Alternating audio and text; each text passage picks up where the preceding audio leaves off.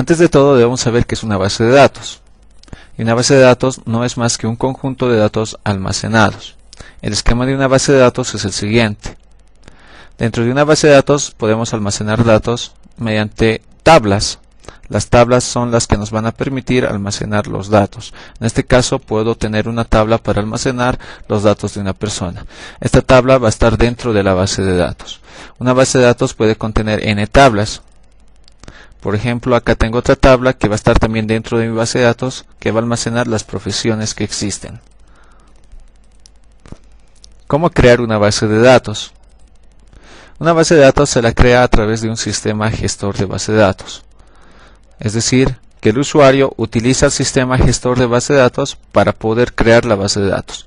El sistema gestor de base de datos no solo nos proporciona la capacidad de poder crear, sino también nos proporciona la capacidad de poder gestionar los datos que guardemos en nuestra base de datos. Un sistema gestor de base de datos no es más que un programa o software que sirve para este propósito. Por ejemplo, tenemos al SQL Server, al MySQL y al Oracle.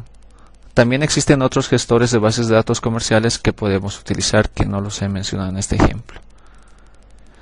¿Cómo empezamos a diseñar una base de datos? Lo primero siempre que debemos tener es una idea de qué almacenar. Por ejemplo, todo parte del mundo real. Una vez que tenemos la idea de lo que queramos almacenar en una base de datos, lo que vamos a hacer es sacar un esquema conceptual. El esquema conceptual es la representación de la idea que nosotros tengamos del mundo real. Un esquema conceptual se lo saca a través de un modelo de base de datos conceptual.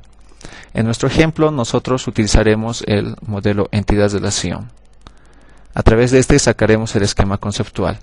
El siguiente paso que deberemos de seguir es sacar un esquema lógico. A través del esquema conceptual lo traducimos a un esquema lógico. Este esquema lógico va a ser posible a través de otro modelo de base de datos llamado modelo lógico.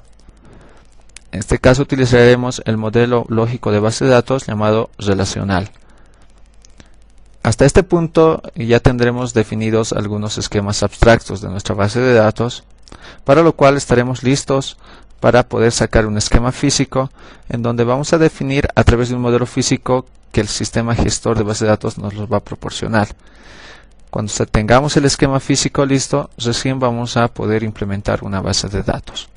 Hay que tener en cuenta que en cada uno de estos pasos que he mencionado hay una cierta dependencia e independencia.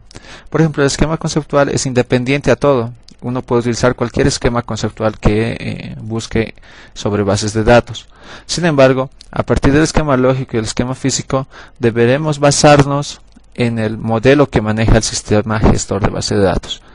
Como para nuestro ejemplo, vamos a manejar el SQL Server. Este sistema gestor de base de datos maneja el modelo relacional. En consecuencia, es por eso que lo he elegido, para poder sacar mi esquema lógico.